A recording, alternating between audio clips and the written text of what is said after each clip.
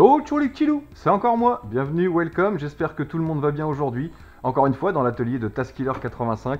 J'espère que ça vous plaît parce que j'ai refait un petit peu l'atelier comme vous avez pu le constater, donc j'espère que ça va vous plaire. J'ai fait au mieux. Est-ce qu'on va le voir là? Est-ce qu'on va voir le boîte? Bon, on va la mettre là. Tiens, je vous présente l'atelier vite fait. Là, vous saurez que je mets en général les boîtes des appareils qui attendent les vidéos. Donc, si vous jetez un petit œil, vous verrez vite fait ce qu'il peut y avoir dans les vidéos. Il y a que celle-là qui est cachée derrière là. Mais ça, c'est surprise. Il est par là, tu vois bien. Donc, voilà un petit peu comment ça se présente. Donc il va y avoir voilà, les boîtes sur lesquelles je vais travailler. Aujourd'hui, je vais vous parler d'un drone qui m'a été envoyé gentiment par Banggood. Merci Banggood, merci de m'envoyer ce petit joujou. Un peu plus qu'un joujou. Pousse les boîtes. Yep. Un peu plus qu'un joujou, j'ai envie de dire, c'est un beau petit appareil. Donc voilà de quoi se compose le kit. Donc vous avez le XBM55 de chez T-Smart. Super petit drone, bien profilé, bien fuselé, plastique résistant, on connaît, c'est du gros joujou par rapport à son poids, il est très léger. Donc petit XBM55, on a une télécommande ici qui peut accepter un téléphone sans problème, et vous avez même tac, une petite rallonge pour une tablette, voilà.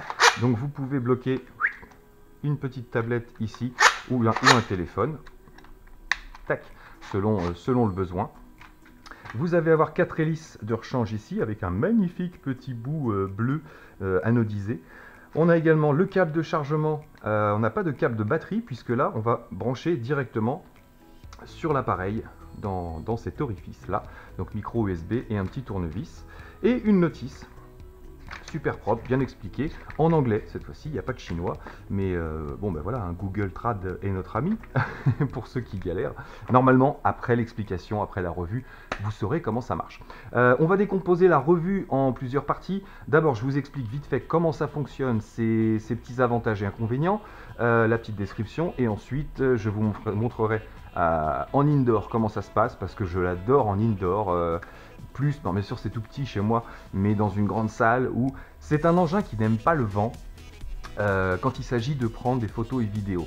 Oui, cet engin est équipé d'une superbe petite caméra qu'on voit ici et qui fonctionne super bien. On a un beau rendu 720p HD, c'est super propre.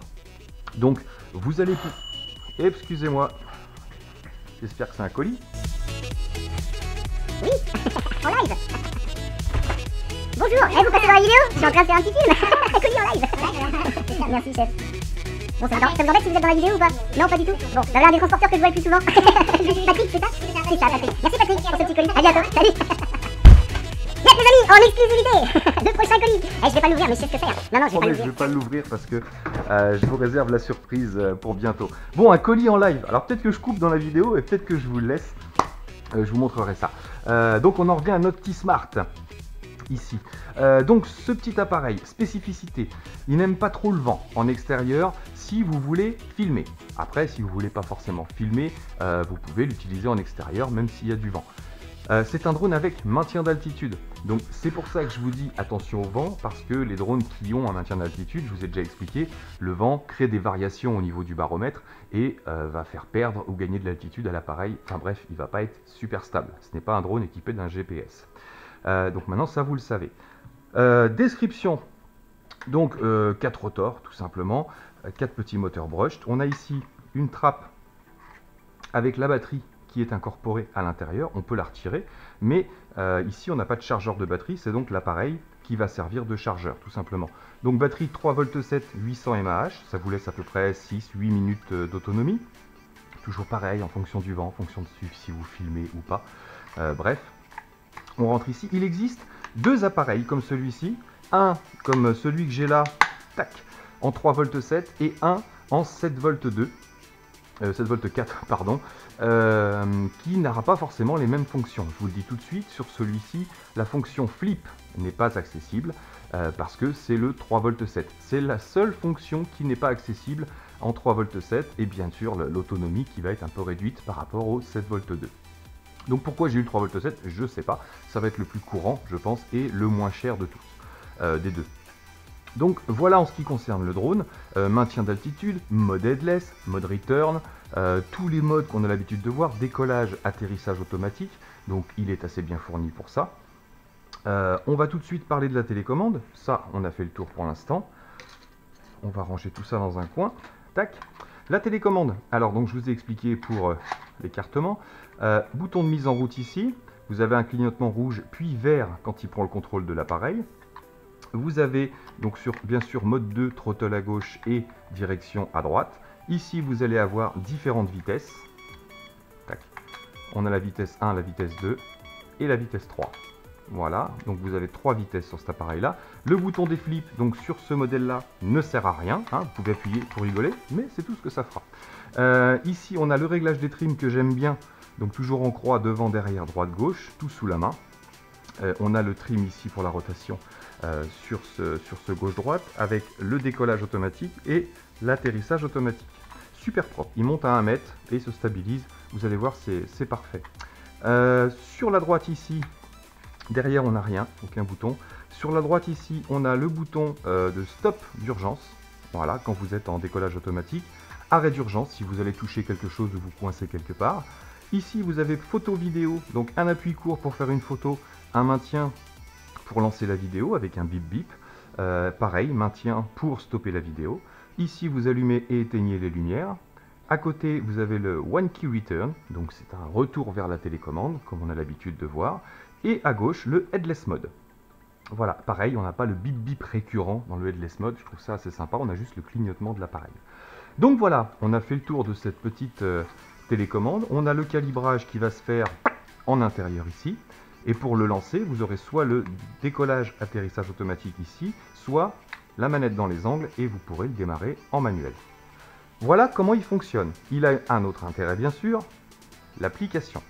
Alors cette application, on va en parler rapidement, je vais vous la montrer déjà, et ensuite on fera un petit test.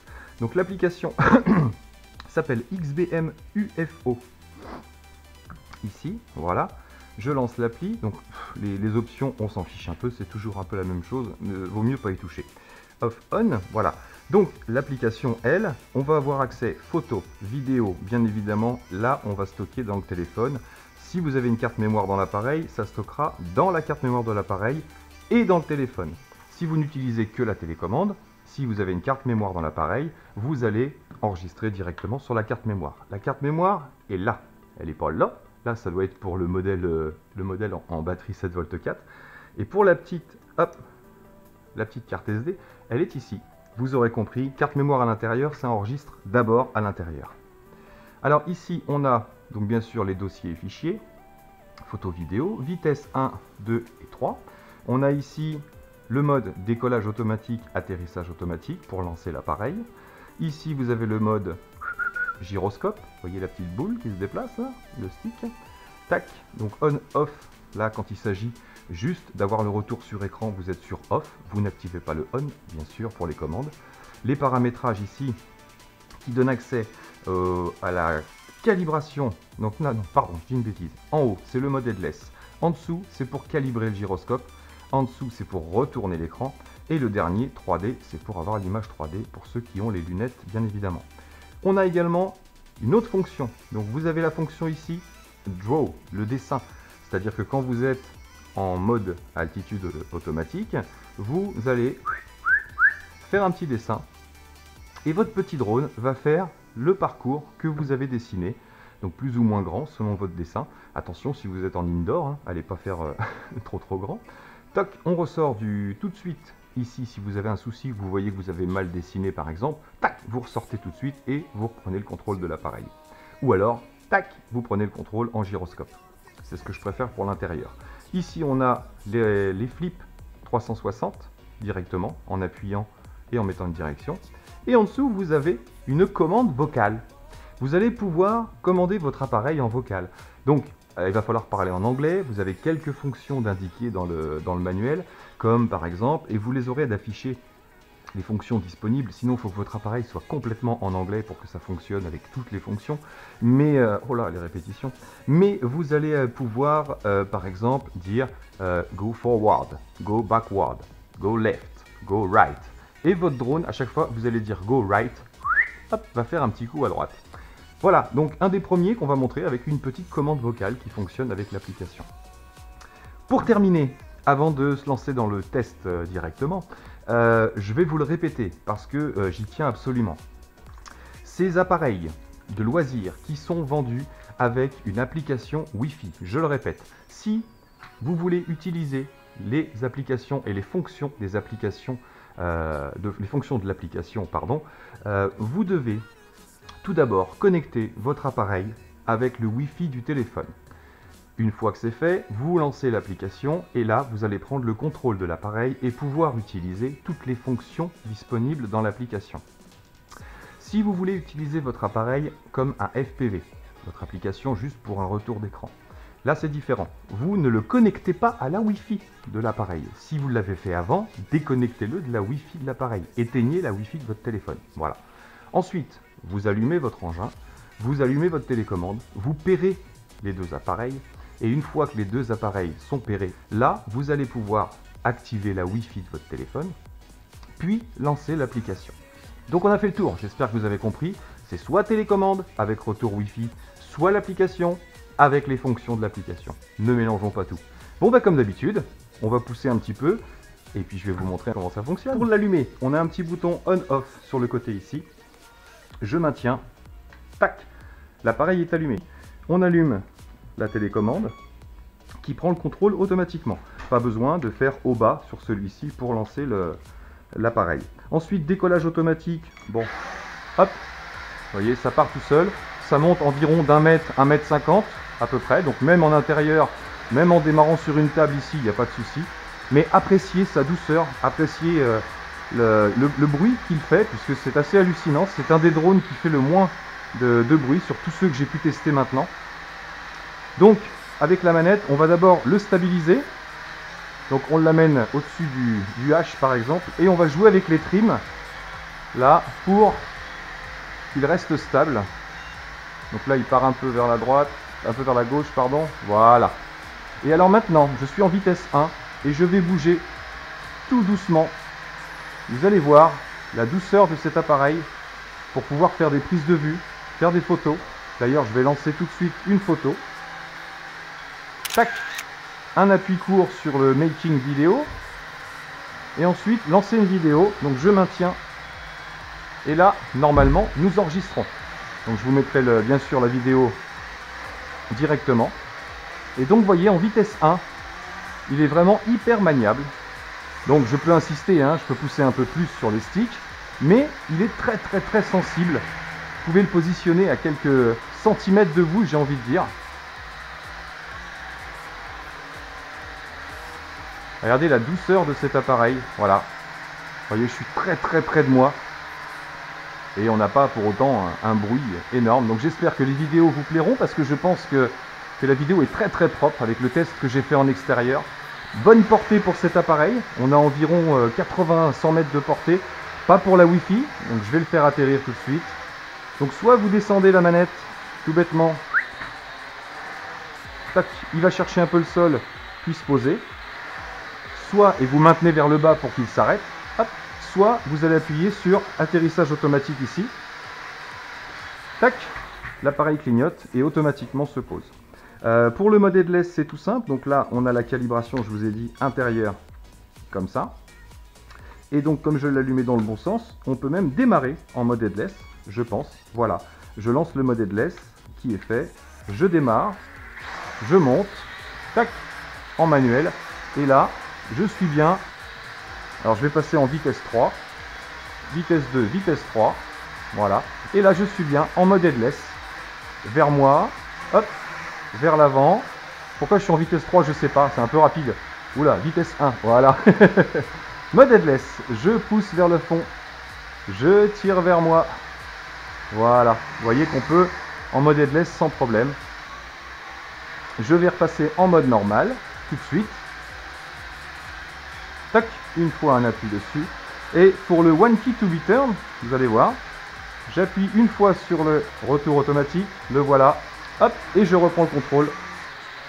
tout de suite. Yep les amis, on se retrouve en extérieur. Je profite d'une petite fenêtre de beau temps, et encore, parce qu'il y a un petit peu de vent, pour vous montrer les fonctionnalités de l'appli.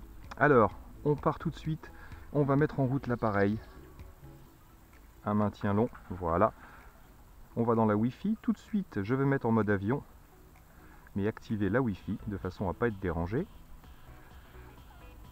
Tac. On ouvre la Wi-Fi. On va mettre en route la petite télécommande. J'espère que la petite caméra, pardon. Tac, c'est parti. J'espère que vous verrez bien. Alors, le voilà. XBM, le vent se lève, forcément. Forcément. On verra bien ce que ça donne. Tac, on est connecté. On va maintenant ouvrir l'application XBM. C'est parti. Allez, mise en route. Tac. Il va s'arrêter de clignoter. On a pris le contrôle. Tac, tac, tac. Non, on n'a pas encore pris le contrôle. Tac. Là, on a pris le contrôle. Là. Alors, on va tout de suite faire un gyroscope, un calibrage. Tac. Voilà. Ça, maintenant, on peut fermer. On va donc passer en vitesse 2 parce qu'il y a un petit souffle. Ça, c'est pour le décollage automatique. Et on va tout de suite prendre le contrôle de l'appareil. Tac. On lance le démarrage et ensuite on décolle manuellement. Voilà. Et je prends le contrôle de l'engin. Donc voilà, on est stabilisé. On va maintenant passer en mode 2, en vitesse 2 ici pour avoir un peu plus d'amplitude. Tac. Et on va tester tout de suite le mode gyroscope. Donc on appuie ici, je mets le téléphone droit. Tac. Et maintenant, je contrôle l'appareil avec... C'est bien parce que le manche de la caméra, vous voyez en même temps l'orientation que je prends avec l'engin. Hop, je vais le ramener vers moi. Hop là. J'essaye de ne pas mettre mes mains autour. C'est pas évident de ne pas mettre ses mains autour du téléphone pour maîtriser. Donc voilà, la fonction gyroscope fonctionne. Je vais hop l'arrêter. Donc maintenant je repars en pilotage manuel. Et il y a le vent qui se lève, j'ai le vent dans le dos. Chose qu'il ne faut pas faire généralement, il vaut mieux avoir le vent en face. Et on va tester le petit mode dessin. Alors en mode dessin, tac. Et là on va faire droite, gauche, stop. C'est tout. Il va à droite, je garde l'appareil vers lui. Et il revient à gauche. Parfait. Je reprends le contrôle. Et je le ramène. Bon, ça fonctionne. Bien, on aura pu tester le mode dessin. On va lancer l'enregistrement. Alors, tout de suite, je sors de ce démarrage automatique. Tac, je lance l'enregistrement. Je vais voir comment ça se passe. Non. Tac, je fais un trait à droite. Il a fait son chemin à droite. Je prends un peu d'altitude. Je fais un trait vers moi. Hop là, je reprends le contrôle.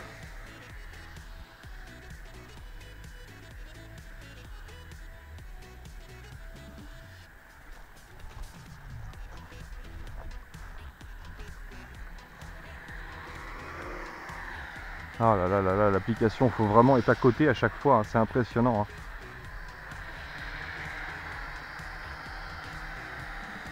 On va utiliser les fonctions vocales. Pim!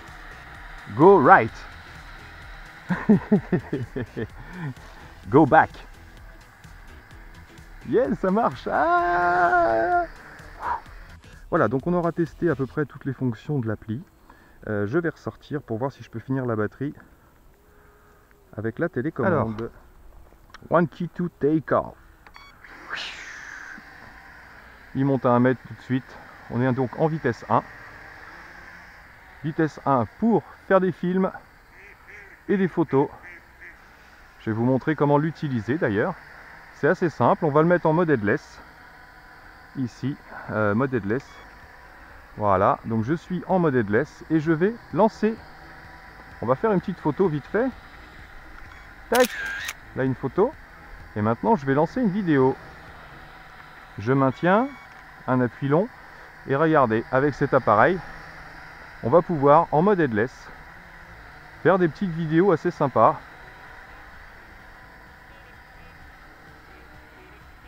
On va se reculer un petit peu, voilà. Donc très facile en mode headless de piloter son engin. Comme ça, voilà. Vous allez pouvoir cadrer facilement pour pouvoir faire des prises de vue. Là on va partir en arrière. On va reprendre un peu d'altitude. Tac. Et on va repasser en mode normal. Là. Alors on va tester ce petit mode return. Vitesse 3 ici. Allez, return to home. One key to return. Le voilà. L'appareil arrive. Et pour reprendre le contrôle, bah écoutez, c'est tout simple. Il y a juste à toucher le stick. Paf. Et vous reprenez le contrôle de l'appareil. Donc là on est en vitesse 3. C'est parti. Mais j'arrive en fin de batterie. Donc il y a de grandes chances que l'appareil se pose. Je monte, je monte, je monte. Ah, j'ai presque plus d'énergie. Je monte tout doucement. Alors l'appareil, celui-ci, la particularité, c'est qu'en fin de batterie, il va automatiquement perdre de l'altitude. Voilà, c'est parti, il descend. Vous ne pouvez plus monter, à un moment donné, vous n'avez plus suffisamment de puissance. Donc il va tout simplement perdre de l'altitude jusqu'à ce que vous puissiez plus monter du tout. Puis enfin, ralentir et se poser. Donc beau petit joujou à ce niveau-là. Je vais couper la vidéo. Donc vous avez deux témoins lumineux en dessous. Le témoin rouge qui dit que la caméra est en marche. Le témoin bleu qui est fixe, qui veut dire que vous avez une carte mémoire à l'intérieur et que la caméra est en attente. Si vous faites une photo, le point bleu va clignoter une fois, et ça va se voir de nuit, de jour, bah, faites confiance à votre appareil. Et pour la vidéo, quand vous maintenez, le petit point bleu se met à clignoter. Donc j'espère que vous le verrez sur la vidéo. Donc voilà, bah écoutez, on va résumer pour ce petit appareil. Écoutez, moi je le trouve plutôt bien parce que avec la caméra, avec la télécommande, pardon, fourni avec, il est super doux, c'est très facile de faire des prises de vue, il se manie plutôt bien, il tient bien son altitude, toutes les options fonctionnent sur cet appareil. Le seul petit que j'ai envie de dire, ça va être la Wi-Fi, tout ce qui est par rapport à la Wi-Fi. Alors si vous l'achetez, ne l'achetez pas pour ces applications. C'est un petit gadget supplémentaire pour pouvoir amuser la galerie un petit peu, mais c'est surtout pas fiable à 100%, à moins d'avoir un appareil qui capte la Wi-Fi à 50 ou 100 mètres. Mais sinon, voilà, c'est assez galère. Donc, pour résumer, voilà, je lui mettrai un bon 16,5, 17, peut-être 18 même, parce que si on met de côté la Wi-Fi et l'application, mais on ne peut pas le mettre de côté, c'est vendu pour ça. Donc, 16,5 pour cet appareil. Voilà la note à tasse, 16,5. Vous en penserez ce que vous voulez. Par contre, plein d'avantages quand même. Très peu de bruit, très doux, très facile à piloter. Autant il peut être très nerveux, qu'il peut être très très doux. Donc, très bon appareil en soi, bonne finition, bonne qualité de produit, très costaud. Allez, là-dessus les petits loups, il me reste plus qu'à vous dire, portez-vous bien surtout. À très bientôt dans mes vidéos, j'ai encore plein de nouveautés à venir. Et ciao ciao.